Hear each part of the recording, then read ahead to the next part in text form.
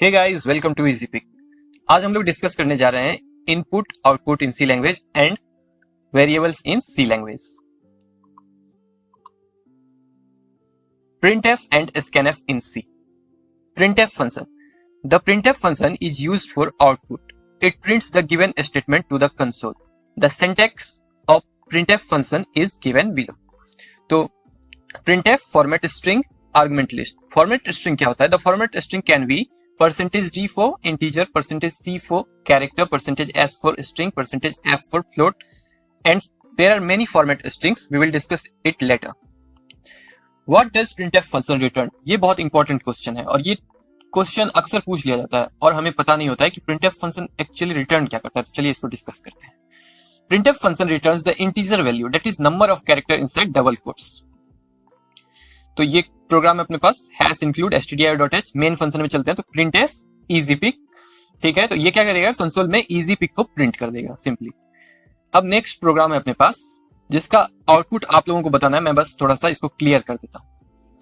Hash include stdio main function में चलते हैं तो int x is equal to printf easy pick। तो printf क्या रिटर्न करता है? printf function returns the integer value that is number of character inside double quotes. तो how many number of character inside this? 1 2 3 4 5 6 7 8. Then what will printf return to x? The value of x will be 8 and after that x will be printed. Then what will be the output of this code? You have to comment below. Scanf function. The scanf function is used for output. It reads the input data from the console. Scanf format string ampersand argument list. ये code देखते हैं। Main function int number, एक number integer type का number declare करती है। उसके बाद printf enter a number, scanf %d ampersand number, ठीक है। एम्परसेंड लगाना स्कैनफ में नेसेसरी होता है। अक्सर हम लोग ये मिस्टेक कर देते हैं, उसके बाद एरर ढूंढते रहते हैं कहाँ पे एरर है, ठीक है। तो ये एम्परसेंड इज वेरी नेसेसरी। उसके बाद printf cube of the number is %d। उसके बाद number into number into number. तो क्यूब निकालने के लिए हम लोग 3 बार नंबर को मल्टीप्लाई कर देंगे तो क्यूब निकल जाएगा। तो क्या हो जाएगा? जैसे 3 ले लिए हम लोग इनपुट, तो 3 इंटू 3 इंटू 3। तो what will the output? Cube of the number is 9। तो देखते हैं आउटपुट क्या है। Enter a number, number is 5, cube of the number is 125, ठीक है। Variables in C. A variable is a name of memory location. It is used to store data. It's value can be changed and it can be reused.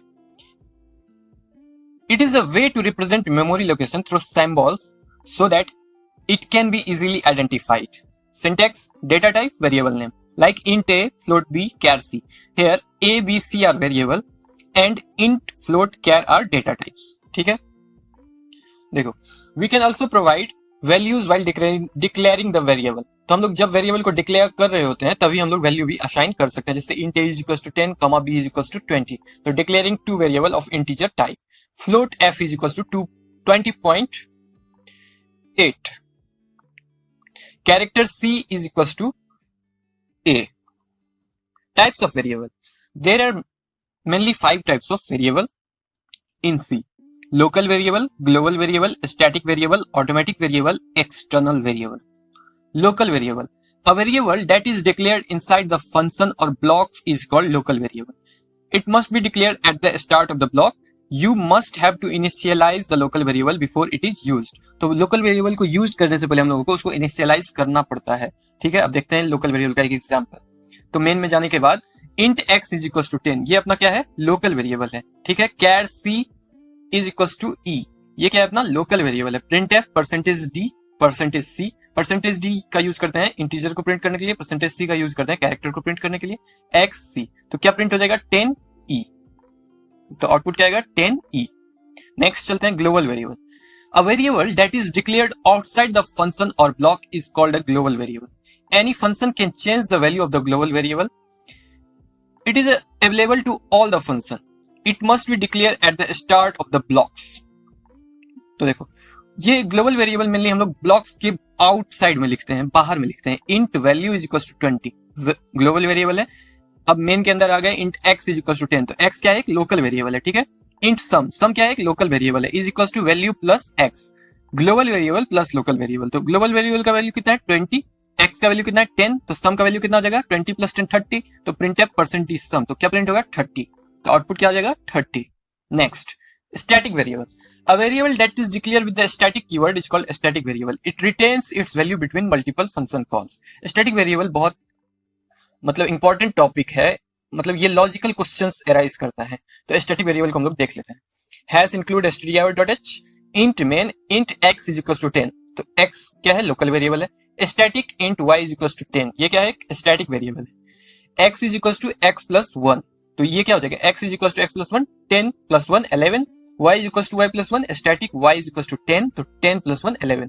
तो first बार जब ये call होगा तो ये क्या हो जाएगा? 11 11.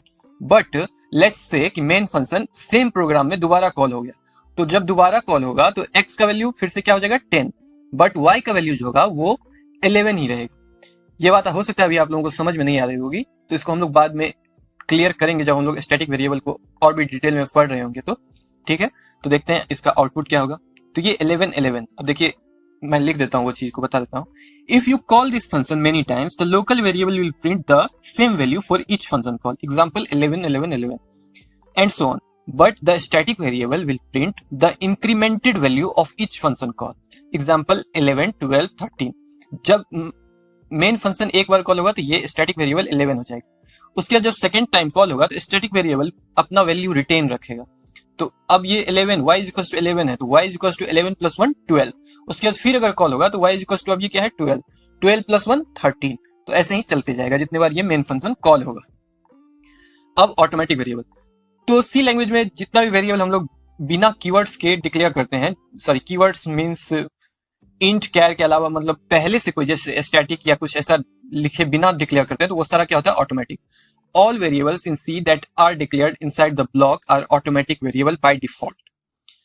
We can explicitly declare an automatic variable by using auto keyword. तो main ये void main मतलब कोड ब्लॉक्स में काम नहीं करेगा, विंडोज में काम नहीं करेगा, तो int, तो यहाँ पे int आप लोग यूज कीजिएगा.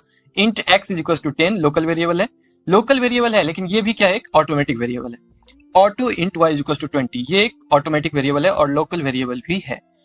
printf local variable percentage D and auto variable percentage D. तो x क्या है? एक लोकल वेरिएबल है, y क्या है? एक ऑटो वेरिएबल है. तो x एंड y, तो क्या प्रिंट होगा? Local variable is equals to 10, local variable is equals to 10 and auto variable is equals to 20, auto variable is equals to 20. अब नेक्स्ट एक्सटर्न वेरिएबल. ये वेरिएबल थोड़ा सा complicated लग सकता है अभी, लेकिन जब हम लोग कंप्लीट कर रहे होंगे अपने सी लैंग्वेज ट्यूटोरियल को तो आपको ये वेरिएबल मैं एक बार अच्छे से डिटेल में बताऊंगा, तो आपको बहुत आसान लगेगा. अभी के लिए आप समझ लीजिए क्या होता है. We can share a variable in multiple C source file by using an external variable. To declare an external variable, you need to use extern keyword. So let's say you have a C program test.c and you have another C program test2.c. अगर आपको test.c से एक variable को test2.c में use करना है तो आपको test.c में एक एक्सटर्न वेरिएबल डिक्लेयर करना होगा, तब आप उसको test2.c में यूज कर सकते हैं. तो एक्सटर्न वेरिएबल का वही यूज होता है जब हम एक्सटर्नल फाइल से वेरिएबल को मतलब रीच करने की कोशिश करते हैं, तो उसको हम एक्सटर्न वेरिएबल बोलते हैं. Extern int x is equal to 10, तो ये क्या हो गया? Extern variable. तो एक्सटर्न वेरिएबल ग्लोबल वेरिएबल भी होता है. तो हैश इंक्लूड, जो जैसे आपको टेस्ट फाइल से लेना है तो यहाँ पे test.h, तो my file.h.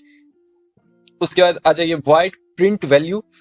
ये एक एग्जांपल है, प्रिंट वैल्यू फंक्शन है अपने पास जिसमें printf global variable percentage global variable. तो ग्लोबल वेरिएबल हम लोग my file.h से ले रहे हैं. ठीक है, तो आज हमने देखा क्या होता है scanf, printf क्या रिटर्न करता है. उसके बाद हम लोगों ने वेरिएबल्स के बारे में जाना. मेनली 5 टाइप्स के वेरिएबल होते हैं, 5 टाइप्स को डिस्कस किया. अभी एक्सटर्नल वेरिएबल आप लोगों को अभी समझ में नहीं आया होगा, लेकिन लास्ट में जब हम लोग सी को कंप्लीट करने वाले होंगे तब एक्सटर्नल वेरिएबल आपको बहुत आसान लगने लग जाएगा और भी हम लोग बहुत सारी चीजें पढ़ेंगे. तो आप लोग सब्सक्राइब कर लीजिएगा मेरे चैनल को. Thanks for watching.